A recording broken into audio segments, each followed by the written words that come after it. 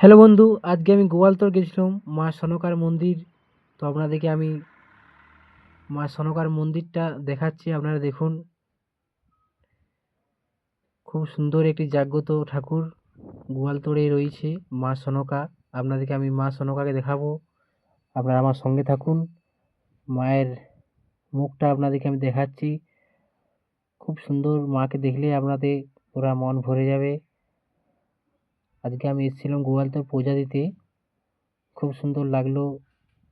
আজকে ফাঁকা ছিল, যদিও সকালবেলায় প্রচুর ঠান্ডা, তার জন্যে আজকে সেরকম ভিড় নেই। তো বেলা করে ভিড় হয় প্রচুর।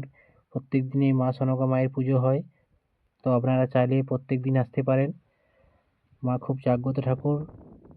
আপনাদেরকে মায়ের মুখটা আমি দেখাচ্ছি, আপনারা আমার সঙ্গে থাকুন। পুরা ভিডিওটা শেষ পর্যন্ত দেখুন, খুব ভাল লাগবে। দেখতেই পাচ্ছ মা সনকা মায়ের মুখটা আপনাদেরকে দেখাচ্ছি। এই মাকে দেখলেই আপনাদের মন ভরে যাবে। আমার তো খুব ভাল লাগে মায়ের এখানে আসতে। মা সনকা মায়ের মন্দিরটা আমার খুবই ভাল লাগে। তো আমি আজকে এসেছিলাম সকালে, একটি ছোট করে ভিডিও করলাম।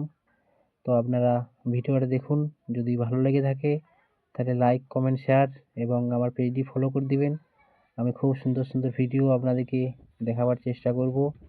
আপনারা সনকা মায়ের মন্দিরটা দেখুন।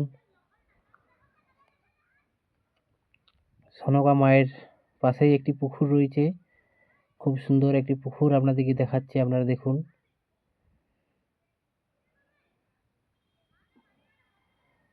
এই মা সনকা মায়ের মন্দিরটা রয়েছে গোয়ালতোড়ে। আপনারা গোয়ালতোড়ে চলে আসবেন, প্রত্যেক দিনই মা সনকা মায়ের পুজো হয়। মাকে দেখলেই আপনাদের মন অবশ্যই ভরে যাবে। খুব জাগ্রত সনকা মায়ের মন্দির।